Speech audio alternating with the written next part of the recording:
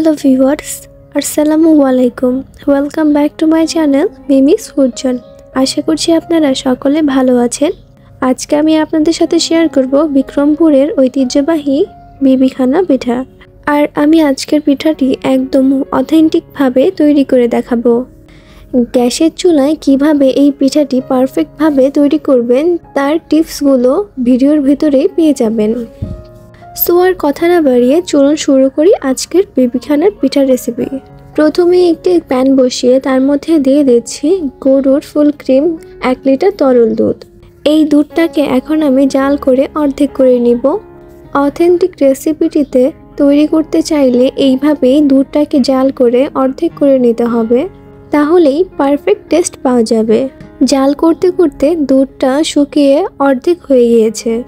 এখন দুধটাকে একটি বোলে ট্রান্সফার করে নেব। এবার আমি দুধের মধ্যে অ্যাড করে দিচ্ছি 2 কাপ খেজুরের গুড়। আর এই পর্যায়ে দুধটা কুসুম গরমে রয়েছে। কুসুম গরম থাকলে গুড়টা খুব সহজেই মেল্ট হয়ে যাবে। তবে অতিরিক্ত গরম দুধে গুড়টা অ্যাড করবেন না, তাহলে দুধটা ফেটে যাবার চান্স থাকে। গুড়টা ভালোভাবে মেল্ট হয়ে গিয়েছে। এখন আমি অ্যাড করে দিচ্ছি চালের গুঁড়ো 3 কাপ। আমি 1 কাপ করে চালের গুঁড়ো অ্যাড করব আর ভালোভাবে মিশিয়ে নিব, তা না হলে দলা পেকে যেতে পারে, যা পরবর্তীতে মেশাতে খুবই কষ্ট হবে। তাই অল্প অল্প করেই মিশিয়ে নিব। আমি এখানে বাজার থেকে কিনে আনা শুকনো চালের গুঁড়োটি ব্যবহার করেছি। আপনারা চাইলে ভেজানো চালের গুঁড়ো ব্যবহার করতে পারবেন। 3 কাপ চালের গুঁড়ো মিশিয়ে নেওয়ার পরে এর মধ্যে দিয়ে দিচ্ছি 1/4 কাপ ময়দা। শুধু চালের গুঁড়ো দিয়ে পিঠাটি তৈরি করলে পিঠাটি একটু বেশি শক্ত হয়ে যাবে। এই কারণে ময়দাটি অ্যাড করেছি, যাতে করে পিঠাটি সফট থাকে। এবার পিঠার ব্যাটারে দিয়ে দিচ্ছি 1/2 চা চামচ এলাচের গুঁড়ো। আপনাদের কাছে যদি এলাচের ফ্লেভার ভালো না লেগে থাকে তাহলে আপনারা স্কিপ করতে পারবেন। ব্যাটারটি মিক্স করা হয়ে গিয়েছে। এখন আমি একটি ব্লেন্ডারে ট্রান্সফার করে নিচ্ছি। যেহেতু আমি শুকনো চালের গুঁড়ো ব্যবহার করেছি, সেই কারণে দুধ চালের গুঁড়োটিকে অ্যাবজর্ব করতে সময় লাগবে। এই কারণে আমি ব্লেন্ড করে নিচ্ছি। আপনারা যদি ফ্রেশ ভেজানো চালের গুঁড়োটি ব্যবহার করে থাকেন তাহলে আপনাদের ব্লেন্ড করা লাগবে না। এবার আমি পিঠার ব্যাটারে দিয়ে দিচ্ছি 1 কাপ কোরানো নারিকেল। অরিজিনাল বিবিখানার পিঠার স্বাদ পেতে আপনাদের অবশ্যই এখানে নারকেল ব্যবহার করতে হবে। অথেন্টিক বিবিখানা পিঠায় নারকেল ব্যবহার করা হয়ে থাকে। সবশেষে দিয়ে দিচ্ছি 1 টেবিল চামচ ঘি। এবার ভালো করে মিক্স করে নেব। এখন আমি পিঠাটিকে বেক করে নেব।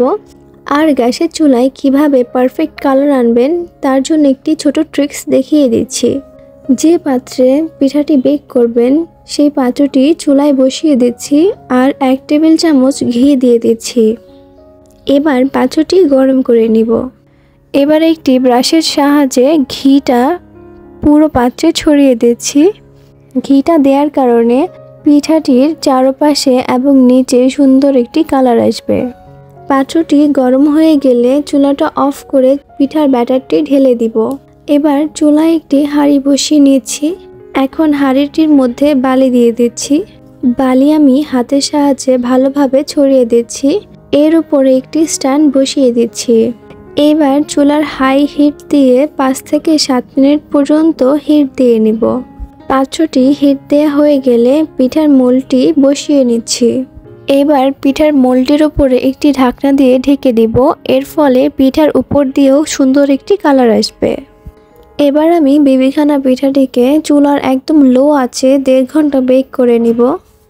তবে পিঠাটির সাইজ অনুসারে বেক হতে কম বেশি সময় লাগতে পারে। একটি টুথপিক দিয়ে চেক করে নিচ্ছি। যদি এই রকম ক্লিন বের হয় তাহলে বুঝবেন পিঠাটি বেক হয়ে গিয়েছে।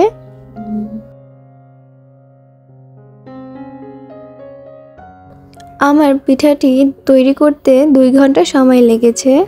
পিঠাটি মোল্ড আউট করার জন্য অবশ্যই পিঠাটিকে সম্পূর্ণভাবে ঠান্ডা করে নেবেন। এবার আমি পিঠাটি আপনাদের কেটে দেখিয়ে দিচ্ছি ভিতর থেকে কতটা পারফেক্ট হয়েছে। দেখলেন তো কত সহজেই তৈরি হয়ে গেল বিক্রমপুরের ঐতিহ্যবাহী বিবিখানা পিঠা।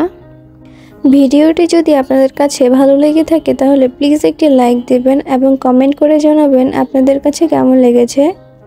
আজকের মতো এই পর্যন্তই। আবারও ফিরে আসবো নতুন কোনো রেসিপি নিয়ে। সে পর্যন্ত ভালো থাকুন সবাই। আল্লাহ হাফেজ।